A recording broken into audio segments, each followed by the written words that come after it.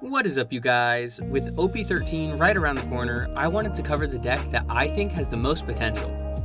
The new Red-Green Luffy is a 4-life, 5000 power leader with one crazy effect.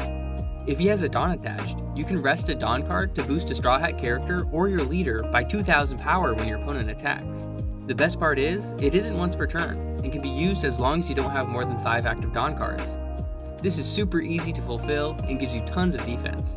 I have a few builds for you guys today, so let's find out what the best version of this new Luffy is. Active Dawn is the name of the game, and OP13 brings you tons of options. The first deck I built is very Straw Hat centric, but the main card isn't quite a Straw Hat. The green 10 cost Shanks is the coolest card in this deck, and when you play him, you get all of your Dawn set back as active. The only thing is, you can't play any cards for the rest of the turn. This hardly matters though, since you can attach 5 Dawn to power up your attacks, and keep 5 Dawn active to power up your defense.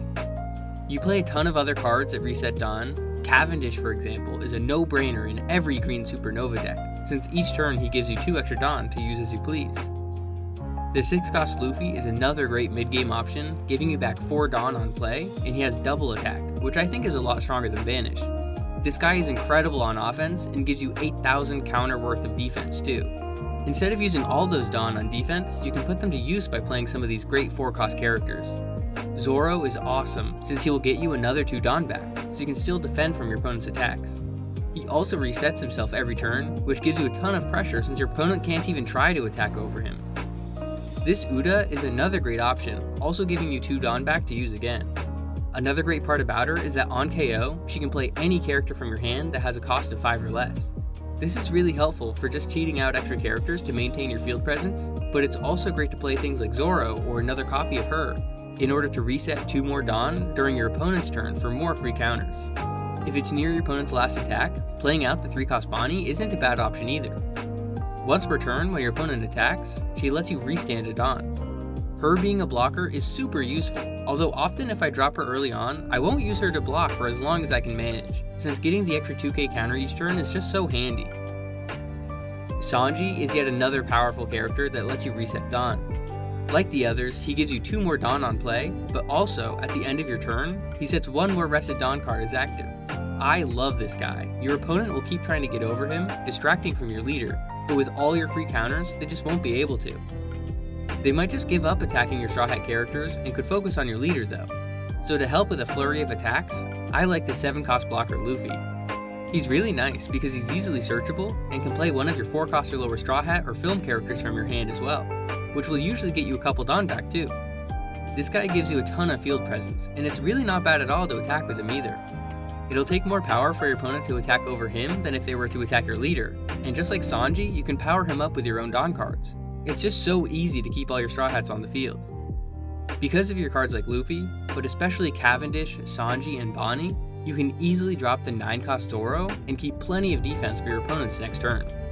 This guy is fantastic to go for game, giving you 3 high-powered swings.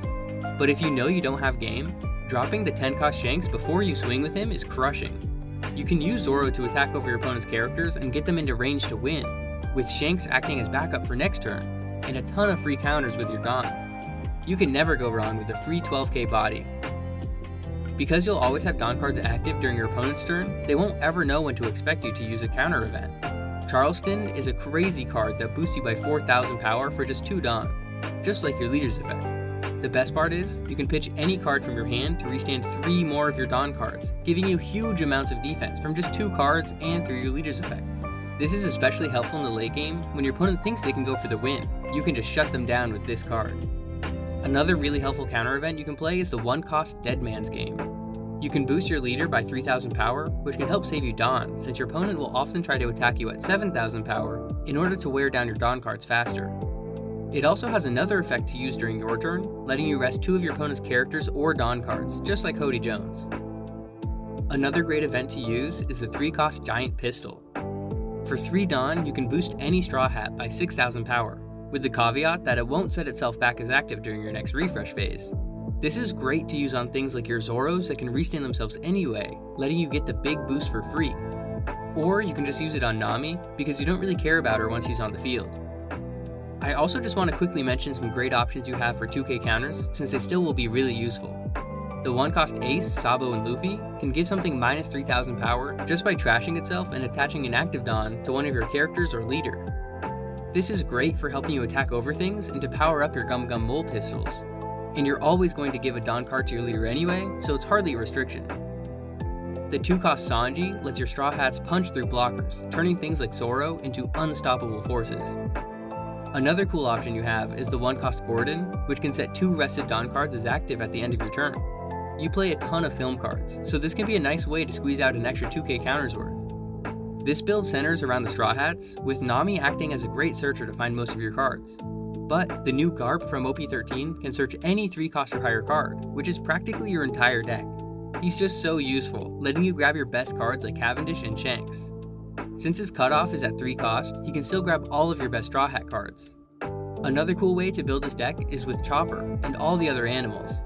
In decks like Red Zoro and Red Green Chopper, the leader effects are used offensively. But in Red Green Luffy, you can make your choppers super sticky and completely swarm the field with small bodies that your opponent just can't attack over. It's totally fine to let your characters get attacked over though, especially if they are the non-Straw Hat animals. You can easily fill up your field, so you don't want it to get too clogged to the point where you need to send your own characters to the trash. The most important body to keep on board is the best Chopper, since he will just keep refilling your field. And once he's on the field, he's super easy to defend.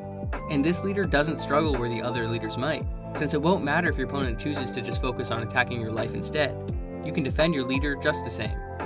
I really like this type of Chopper build because you get to even include Cavendish, something the other builds don't get to take advantage of. In this version of the deck, instead of the 4-cost Zoro, you play the 3-cost Odyssey Chopper. This guy is just awesome, since it's free to play off of your best Chopper, and he also restands himself in the end phase, making it impossible for your opponent to attack over him. The 3-cost Chopper from EBO2 is sweet because he can give a rested Dawn to your leader to make Luffy's effect live. And in this deck, Nami does work a little better than Garp because you can dig 1 card deeper for your Straw Hats, since the best Chopper is definitely your priority. But if you want to run the 10-cost Shanks or the 8-cost Dragon instead of Zoro, you can play more Garp to help you find them, and Garp is still great to grab your Cavendishes. It's also great that in this version of Chopper, your opponent will never know if you're going to play a Come With Us event, so it'll be much harder for them to read your plays. Overall, I think the Straw Hat film version of the deck will see a lot of play in OP13. This is my polished and competitive version of the deck. While I love the new 10-cost Shanks, I don't quite think he does enough, and cards like the 9-cost Zoro exert much more pressure and are a lot more useful when going for game. And while the 7-cost Blocker Luffy has a lot of merit, the 8-cost Mihawk is likely your better option since he gives you 4 hold on back on play, which is often more flexible and consistent than Luffy. Blue-Purple Luffy will still be extremely dominant in the meta. The Blocker Mihawk will be high enough cost to not be able to be removed by their own Mihawk, and he can block 7k attacks for free.